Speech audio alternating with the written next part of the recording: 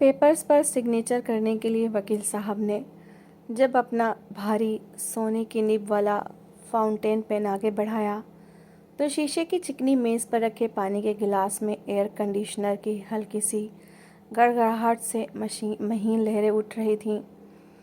Headquarter के इस 14वें माले के बेडरूम में 5 लोग मौजूद थे। रघुनाथ जी, उनके दोनों बेटे समर और नमन और दोनों की पत्नियां अंजलि और रिया।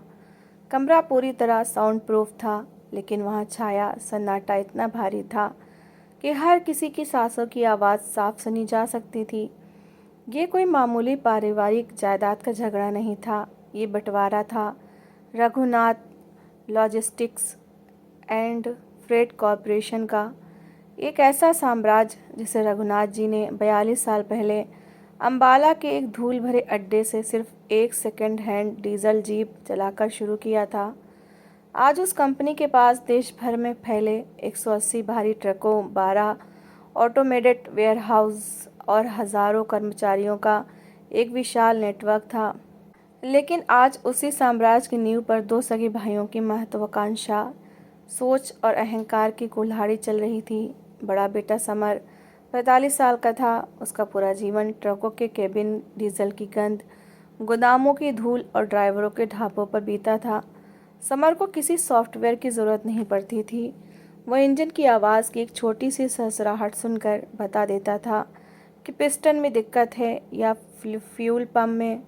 कंपनी के शुरुआती 40 ड्राइवरों के परिवारों के नाम, उनकी बेटियों की शादियां, उनकी बीमारियां, सब समर की डायरी और दिल में दर्ज थीं। उसका मानना था कि ट्रांसपोर्ट का काम लोहे और सॉफ्टवेयर से नहीं, बल्कि उस इंसान से चलता है जो रात के 2 बजे बर्फीले या सुनसान हाईवे पर 16 पहियों को संभाले रखता है। उसकी पत्नी अंजलि हमेशा कहती थी, समर, व्यापार सिर्फ मुनाफे से नहीं, आदमियों से और उनके विश्वास से चलता है। दूसरी तरफ 35 वर्षीय छोटा बेटा नमन था। उसने जर्मनी और अमेरिका से सप्लाई चेन ऑपरेशंस में मास्टर किया था। वो data real time telematics, GPS, heat maps, robotic warehousing और टाइट मार्जिन की भाषा बोलता था। नमन का मानना था कि दुनिया चौथी औद्योगिक क्रांति के दौर में है। उसका तर्क था कि अगर कंपनी को राष्ट्रीय से बहुराष्ट्रीय स्तर पर ले जाना है तो पुराने ढर्रे ड्राइवरों की मनमानी और गैर ज़रूरी भावुकता को जड़ से उखाड़ फेंकना होगा। उसकी पत्नी रिया एक टॉप टियर इन्वेस्टमेंट बैंकर थी। रिया का स्पष्ट मानना था कि व्यापार में भावनाएं एक लायबिलिटी, बोझ होती हैं, एसेट, संपत्ति नहीं। शुरुआती 3-4 सालों में जब नमन पढ़ाई पूरी करके लौटा तो दोनों की ताकतों ने मिलकर कंपनी को पंख लगा दिए। समर के मजबूत ज़मीनी संपर्कों और नमन की आधुनिक इन्वेंटरी ट्रैकिंग ने कंपनी का प्रॉफिट 4 गुना बढ़ा दिया। लेकिन जैसे जैसे कंपनी का आकार बढ़ा, फैसलों को लेकर दोनों के बीच खींचतान तेज होने लगी। पहला बड़ा टकराव तब हुआ जब नमन ने एक नया ड्राइवर बिहेवियर मॉनिटरिंग सिस्टम लागू करने की कोशिश की। इसके तहत हर ट्रक के कैबिन में एआई कैमरे लगने थे जो ड्राइवर की पलक झपकने, चाय पीने के ब्रेक या स्पीड में 5 किमी के अंतर पर भी पेनल्टी लगाने की सिफारिश करते थे। समर ने इस फाइल को तुरंत खारिज कर दिया। उसने बोर्ड मीटिंग में मेज़ पर हाथ पटकते हुए कहा, नमन, हमारे ड्राइवर 48-48 घंटे बिना सोए माल पहुंचाते हैं। वो हमारे परिवार की तरह हैं। तुम उनके सिर पर जासूसी कैमरे लगाकर उन्हें बंधुआ मजदूर नहीं बना सकते। उनका स्वाभिमान टूटेगा तो गाड़ियां सड़कों पर खड़ी रह जाएंगी। नमन ने तुरंत अपना लैपटॉप घुमाया और ग्राफ दिखाते हुए जवाब दिया, भैया, ये स्वाभिमान नहीं, इनएफिशिएंसी, अक्षमता। इस सिस्टम से हमारा फ्यूल 14% बचेगा और डिलीवरी टाइम 8% सुधरेगा। दुनिया की कोई भी फॉर्च्यून 500 कंपनी भावनाओं के आधार पर ड्राइवर को परिवार नहीं मानती। अगर हम प्रोफेशनल नहीं होंगे तो कंपटीटर्स हमें कुचल देंगे। बात धीरे धीरे रोज़मर्रा के फैसलों में जहर घोलने लगी। नमन ने कुछ पुराने बुजुर्ग कर्मचारियों को वीआरएस रिटायरमेंट देने का प्रस्ताव रखा, जिन्हें समर ने खुद नौकरी दी थी। समर ने नमन के नए cloud based fleet management software को अपने रीजन में लागू करने से मना कर दिया। कड़वाहट इतनी बढ़ गई कि घर के डाइनिंग टेबल से लेकर ऑफिस के कॉरिडोर तक दोनों के बीच बातचीत बंद हो गई। बात सिर्फ लीगल नोटिस, फॉर्मल ईमेल्स और वकीलों के ज़रिए होने लगी। आखिरी तिनका तब टूटा जब एक ग्लोबल फार्मास्यूटिकल कंपनी के 300 करोड़ के कोल्ड चेन ट्रांसपोर्टेशन टेंडर ने नमन के ऑटोमेटेड बिल्डिंग सिस्टम और समर के पुराने पारंपरिक कमिटमेंट का टकराव हुआ। नतीजा ये हुआ कि कोऑर्डिनेशन की कंपनी के हाथ से वो प्रोजेक्ट निकल गया। उस शाम नमन ने सीधे रघुनाथ जी के सामने जाकर कह दिया, पापा, या तो कंपनी मेरे तरीके से चलेगी या फिर मेरा 50% हिस्सा अलग कर दीजिए। समर ने भी पीछे हटने से इनकार कर दिया। बोर्ड रूम में वकील ने फिर से कहा, रघुनाथ जी, पेपर्स तैयार हैं। फ्लीट को 2 हिस्सों में बांट दिया गया है। नॉर्दर्न डिवीज़न समर जी के पास और वेस्टर्न साउदर्न डिवीज़न नमन जी के पास। वेयर हाउस और कैपिटल भी आधा आधा हो चुका है। बस आपके अप्रूवल साइन की ज़रूरत है। रघुनाथ जी, जो पिछले 2 घंटे से एकटक खिड़की के बाहर शहर की भागती गाड़ियों को देख रहे थे, धीरे से मुड़े। उन्होंने अपनी पुरानी चश्मे की फ्रेम उतारी, मेज़ पर रखी और दोनों बेटों को देखा। उनके चेहरे पर न गुस्सा था, न निराशा, केवल एक गहरी अनुभवी शांति थी। रघुनाथ जी बोले, मैंने अपनी पूरी जवानी इन ट्रकों के चेसिस पर गुजारी है। जब तुम दोनों छोटे थे तो इसी कंपनी के पहले ट्रक के केबिन में सोकर तुमने सफ़र किए हैं। मुझे तुम्हारे अलग होने से कोई शिकायत नहीं है। अगर अलग होकर तुम दोनों खुश रह सकते हो तो मुझे मंजूर है, लेकिन इन कागजात पर मैं तभी दस्तखत करूँगा जब तुम दोनों मेरा एक आखिरी काम बिना किसी बहस के पूरा करोगे। नमन ने अधीर होकर पूछा, कैसा काम पापा? रघुनाथ जी ने अपनी जेब से एक मुड़ी तुड़ी पुरानी चालान रसीद निकाली और मेज़ पर रख दी। उत्तराखंड के ऊंचाई वाले इलाके में तपोवन धारचूला के पास एक underground hydro electric power plant का काम चल रहा है। वहाँ की एक मेन जनरेटर टरबाइन अचानक ख़राब हो गई है। अगर अगले 72 घंटों में नई टरबाइन वहाँ नहीं पहुँची तो टनल का एक बड़ा हिस्सा पानी में डूब जाएगा और वहाँ काम कर रहे सैकड़ों मजदूरों की जान खतरे में पड़ जाएगी। रघुनाथ जी ने आगे कहा, वो 40 टन वजनी सुपर क्रिटिकल टरबाइन हमारे दिल्ली वाले यार्ड में 16 पहिया मॉडिफाइड वोल्वो पुलर पर लोड खड़ी है। मौसम विभाग ने अगले 3 दिनों के लिए पूरे गढ़वाल और कुमाऊं रीजन में रेड अलर्ट जारी किया है। कोई भी कमर्शियल ड्राइवर अपनी जान जोखिम में डालकर इस मौसम में उस संकरे कच्चे रास्ते पर 16 पहिया गाड़ी ले जाने को तैयार नहीं है, और न ही केवल दिल्ली के एसी कमरे में बैठकर कोई सॉफ्टवेयर इस डिलीवरी को करवा सकता है। मैं चाहता हूँ कि तुम दोनों खुद उस ट्रक के केबिन में बैठो। समर गाड़ी चलाएगा और नमन पूरे रूट नेविगेशन और टेक्निकल सपोर्ट को संभालेगा। जब तुम दोनों उस टरबाइन को सुरक्षित धारचूला प्रोजेक्ट साइट पर डिलीवर करके रिसीविंग ले आओगे, मैं उसी पल इस बंटवारे के पेपर्स पर साइन कर दूंगा। दोनों भाई सन्न रह गए। नमन ने तर्क दिया, पापा, ये पागलपन है। इस मौसम में उस रूट पर लैंडस्लाइड का खतरा 95% से ऊपर है। हम एयरलिफ्ट क्यों नहीं करवा लेते? रघुनाथ जी ने शांत भाव से कहा, टरबाइन का वजन और साइज ऐसा है कि कोई भी सिविलियन कार्गो हेलीकॉप्टर उसे उस ऊंचाई पर नहीं उतार सकता। सिर्फ सड़क ही रास्ता है। अगर तुम दोनों में से किसी को अपनी काबिलियत पर भरोसा नहीं है तो कहो, मैं आज ही इस पूरी कंपनी को नीलाम कर देता हूँ। चुनौती दोनों के आत्मसम्मान पर थी। समर ने रूखे स्वर में कहा, मुझे कोई आपत्ति नहीं है। नमन ने भी अपने लैपटॉप बंद करते हुए कहा, मैं भी तैयार हूँ। अगली सुबह 4 बजे दिल्ली के इंडस्ट्रियल यार्ड में वो विशालकाय 16 पहिया वोल्वो पुलर खड़ा था। पीछे के फ्लैट बेड ट्रेलर पर तिरपाल से ढकी स्टील के भारी रस्सों से बंधी टरबाइन किसी सोए हुए दैत्य की तरह लग रही थी। केबिन में माहौल बहुत तनावपूर्ण था। समर ने भारी लेदर ग्लव्स पहने, क्लच दबाया और 600 हार्स पावर के इंजन को स्टार्ट किया। इंजन की गहरी गड़गड़ाहट के साथ पूरी गाड़ी में कंपन हुआ। बराबर वाली को ड्राइवर सीट पर नमन बैठा था। जिसके आगे डैशबोर्ड पर उसका military grade rugged laptop, satellite communication phone और जीपीएस ट्रैकर माउंटेड थे। शुरुआती 250 किलोमीटर मुरादाबाद, बरेली और बनबसा तक सड़कें चौड़ी थीं। केबिन में सिर्फ इंजन की आवाज़ और नमन के कीबोर्ड की टाइपिंग की खटखट गूंज रही थी।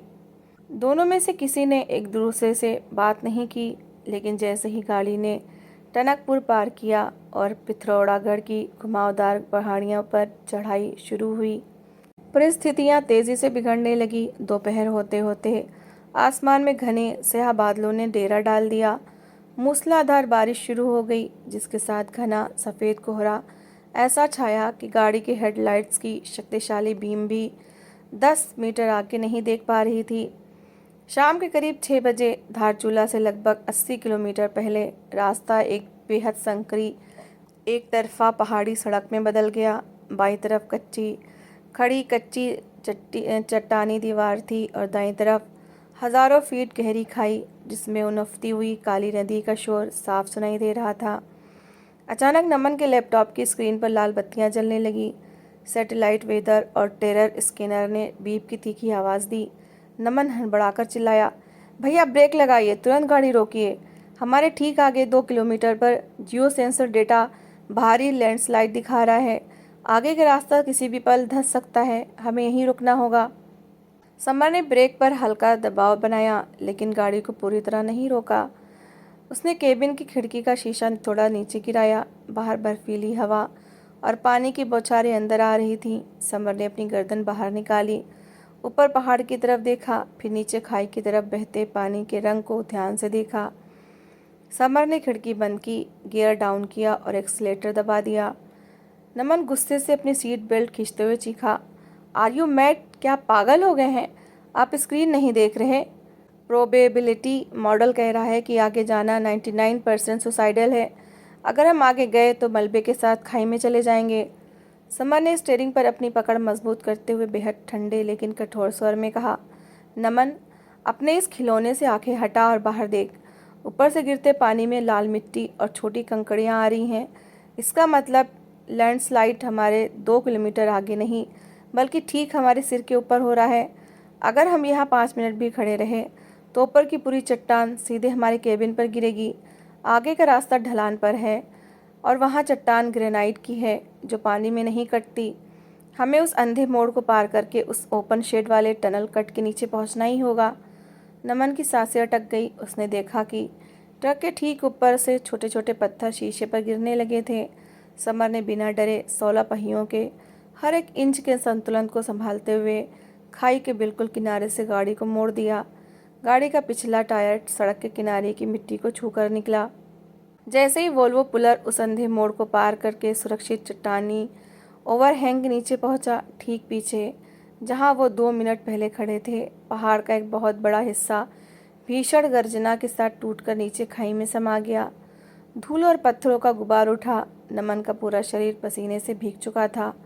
उसके हाथ कांप रहे थे। उसने मुड़कर पीछे देखा, फिर अपने बड़े भाई के चेहरे को देखा, जिसके माथे पर पसीने की बूंदें थीं, लेकिन हाथ अभी भी स्टीयरिंग पर पूरी तरह स्थिर थे। नमन के अंदर का कॉर्पोरेट अहंकार उस मलबे के साथ ही खाई में गिर चुका था। उसे पहली बार समझ आया कि कुछ फैसले ऐसे होते हैं जिन्हें कोई सुपर कंप्यूटर नहीं ले सकता।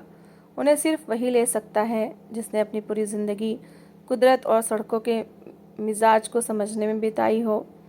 रात के 12 बज रहे थे। तापमान 0 से नीचे जा चुका था। धारचूला का प्रोजेक्ट बेस कैंप अब सिर्फ 25 किलोमीटर दूर था, लेकिन ये 25 किलोमीटर सबसे ज़्यादा खतरनाक था।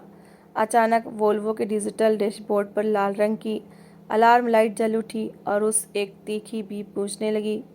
गाड़ी का इंजन भारी झटके के साथ बंद हो गया। पावर स्टीयरिंग अचानक पत्थर की तरह सख्त हो गया और भारी ट्रेलर सड़क के बीचों बीच तीखी चढ़ाई पर रुक गया। समर ने तुरंत हाथ से इमरजेंसी मैकेनिकल एयर ब्रेक खींचा। दोनों भाई टॉर्च लेकर मूसलाधार बारिश और कड़ाके की ठंड में बाहर कूदे। समर ने भारी ऊँट उठाया। इंजन से भाप का घना गुबार निकल रहा था। समर ने बारी बारी से कूलेंट पाइप, फ़ैन बेल्ट और टर्बो चार्जर की जांच की। उसने कहा, मैकेनिकली सब कुछ ठीक है, ना कोई लीकेज है, ना बेल्ट टूटी है, लेकिन फ्यूल इंजेक्शन पूरी तरह लॉक हो चुका है। समर ने अपने औजार निकाले, सेंसर्स को साफ किया, मैनुअल पंप चलाया, लेकिन इंजन ने स्टार्ट होने से मना कर दिया।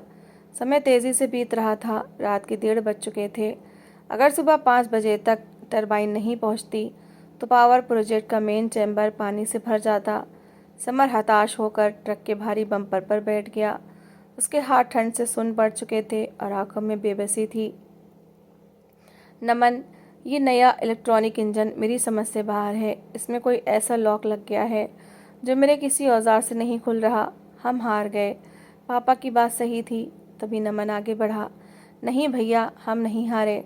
नमन ने तुरंत ट्रक के केबिन से अपना लैपटॉप, डायग्नोस्टिक केबल और एक्सटर्नल बैटरी पैक निकाला। बारिश से लैपटॉप को बचाने के लिए समर ने तुरंत अपनी भारी जैकेट उतारी और नमन के सिर और स्क्रीन के ऊपर तानकर छाते की तरह खड़ा हो गया। नमन ने OBT on board diagnostics port में केबल लगाई और सिस्टम के रा डेटा कोड्स को स्कैन करना शुरू किया। कोड्स की सैकड़ों लाइनें स्क्रीन पर दौड़ रही थीं। नमन की उंगलियां तेज़ी से कीबोर्ड पर चलने लगीं। भैया देखिए क्या हुआ है। अत्यधिक ठंड और अचानक आए प्रेशर ड्रॉप की वजह से exhaust gas recirculation EGR sensor में मॉइस्चर नमी जम गया है। उसमें मेन कंट्रोल मॉड्यूल ईसीयू को फॉल्स सिग्नल भेजा कि इंजन में आग लगने वाली है, इसलिए कंप्यूटर ने फ्यूल लाइन को परमानेंट लॉक कर दिया है। समर ने पूछा, तो क्या ये ठीक हो सकता है? नमन ने कहा, हाँ, मुझे इंजन के मेन फर्मवेयर में जाकर उस एयर लॉक को क्लियर करना होगा और सेफ्टी प्रोटोकॉल को रीप्रोग्राम करके बाईपास कोड डालना होगा। कड़ाके की ठंड में जहां उंगलियां मुड़ना बंद हो गई थीं, नमन ने 20 मिनट के अंदर एक कस्टम स्क्रिप्ट लिखी और गाड़ी के कंप्यूटर के रीफ्लैश कर दिया। भैया अब चाबी घुमाइए, नमन ने चिल्लाकर कहा। समर ने केबिन में छलांग लगाई और इग्निशन घुमाया। एक पल की हिचकिचाहट के बाद 16 सिलेंडर वोल्वो इंजन पूरी ताकत के साथ फिर से गरज उठा। हेडलाइट्स की रोशनी ने कोहरे को चीर दिया। समर केबिन से बाहर निकला। उसने कुछ नहीं कहा, बस आगे बढ़कर अपने छोटे भाई को कसकर गले से लगा लिया। बारिश दोनों के चेहरों पर गिर रही थी, लेकिन दोनों के आंसुओं की गर्माहट एक दूसरे के सीने में महसूस हो रही थी। समर का गला रूंध गया। अगर आज तू अपनी इस तकनीक के साथ मेरे साथ नहीं होता नमन, तो मैं अपने पूरे 40 साल के तजुर्बे के बावजूद इस लोहे के डिब्बे को यहीं लावारिस छोड़कर रो रहा होता। नमन ने बड़े भाई के हाथ को अपने दोनों हाथों में थाम लिया। और अगर उस मोड़ पर आप नहीं होते भैया, तो मेरी तकनीक और मेरा डेटा आज उस गहरी खाई के मलबे में दफन हो चुके होते। हम दोनों में से कोई भी अकेले पूरा नहीं था। सुबह की पहली किरण जब हिमालय की बर्फीली चोटियों पर सुनहरी रोशनी बिखेर रही थी, वो 16 पहिया विशाल ट्रेलर धारचूला के हाइड्रो प्रोजेक्ट के मुख्य गेट में दाखिल हुआ। प्रोजेक्ट के चीफ इंजीनियर, सैकड़ों कर्मचारी और स्थानीय प्रशासन के लोग रात भर से सांस रोक के उनका इंतजार कर रहे थे। जैसे ही ट्रेलर क्रेन के नीचे रुका, पूरा कैंप तालियों की गड़गड़ाहट से गूंज उठा। चीफ इंजीनियर ने दोनों भाइयों के हाथ थामते हुए भावुक होकर कहा, इस मौसम में इस रूट पर इस टरबाइन का यहाँ पहुँचना किसी चमत्कार से कम नहीं है। हमें खबर मिली थी कि रास्ते में पहाड़ टूट गया था। आप दोनों इंसान नहीं, फौलाद हैं। आपने आज सैकड़ों मजदूरों की जान और देश के इस प्रोजेक्ट को बचा लिया। दोनों भाइयों ने एक दूसरे की तरफ देखा और मुस्कुरा दिए। 3 दिन बाद दिल्ली के उसी कॉर्पोरेट बेडरूम में फिर से वही वकील साहब, वही अंजलि, वही रिया और वही रघुनाथ जी बैठे थे। मेज़ पर वही बंटवारे के कागजात और वही सोने की निब वाला पेन रखा था। कमरे का दरवाज़ा खुला। समर और नमन अंदर दाखिल हुए। दोनों के चेहरों पर थकान थी, कपड़े अभी भी धूल से भरे थे, लेकिन दोनों की आंखों में एक नई अटूट चमक थी। रघुनाथ जी ने पेन उठाया और कागजात की तरफ बढ़ाया। बोलो, किसके हिस्से से दस्तखत शुरू करूं? समर चुपचाप आगे बढ़ा। उसने मेज़ पर रखे उन सभी लीगल पेपर्स को उठाया। नमन भी उसके पास आकर खड़ा हो गया। समर ने नमन की तरफ देखा। नमन ने सहमति में सिर हिलाया। समर ने उन करोड़ों की जायदाद के बंटवारे के कागजातों को बीच से पकड़ा और एक झटके में फाड़कर 2 टुकड़े कर दिए। फिर 4 टुकड़े करके उन्हें मेज़ पर रख दिया। रिया और वकील साहब हैरान होकर खड़े हो गए। नमन ने आगे बढ़कर रघुनाथ जी के पैर छुए और फिर समर के कंधे पर हाथ रखते हुए कहा, पापा, हमें अपनी नादानी की सज़ा मिल चुकी है। हम दोनों मूर्ख थे जो ये सोच रहे थे कि कंपनी को सिर्फ अनुभव या सिर्फ तकनीक चला सकती है।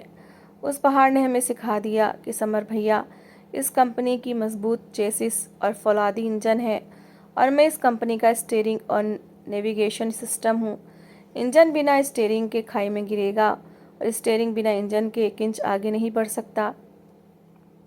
समर ने रघुनाथ जी के दूसरे हाथ को थामते हुए कहा, पापा, गाड़ियाँ अलग हो सकती थीं, ऑफिस अलग हो सकते थे, लेकिन हमारा ये विश्वास कभी अलग नहीं हो सकता कि हम दोनों मिलकर ही पूरे हैं। अब इस कंपनी में कोई बंटवारा नहीं होगा। अब ये कंपनी नए दौर की तकनीक से भी चलेगी और पुराने इंसानी भरोसे की नींव पर भी खड़ी रहेगी। अंजलि और रिया की आंखें छलक आईं। दोनों ने आगे बढ़कर एक दूसरे का हाथ थाम लिया। घर की दीवारें जो दरक रही थीं, वह पहले से कहीं ज़्यादा मजबूत हो चुकी थीं। रघुनाथ जी की आंखों से 2 बूंद आंसू टपक कर उस फटे हुए कागजात पर गिर पड़े। उन्होंने अपनी दोनों बाहें फैलाईं और अपने दोनों बेटों को सीने से लगा लिया। पारिवारिक और कामकाजी मतभेद कभी किसी रिश्ते को कमज़ोर नहीं करते। मतभेद तब विनाशकारी बनते हैं जब हम ये मान लेते हैं कि केवल हमारा तरीका ही सही है। असली समझदारी और पारिवारिक ताकत एक दूसरे की अलग सोच को मिटाने में नहीं, बल्कि उन अलग अलग ताकतों को एक धागे में पिरोकर एक ऐसी ढाल बनाने में है जिसे दुनिया का कोई भी तूफान हिला ना सके। तो दोस्तों, इस कहानी को लेकर आपकी क्या राय है? कमेंट सेक्शन में अपनी राय ज़रूर शेयर करें। और अगर आपको हमारी आज की कहानी अच्छी लगी हो तो प्लीज़ इसे लाइक शेयर ज़रूर करें। और ऐसी ही emotional, suspense, family story, love story, motivational story को सुनने के लिए मेरे चैनल को सब्सक्राइब ज़रूर करें। तो मिलते हैं एक नई और दिलचस्प कहानी के साथ। Thanks for watching.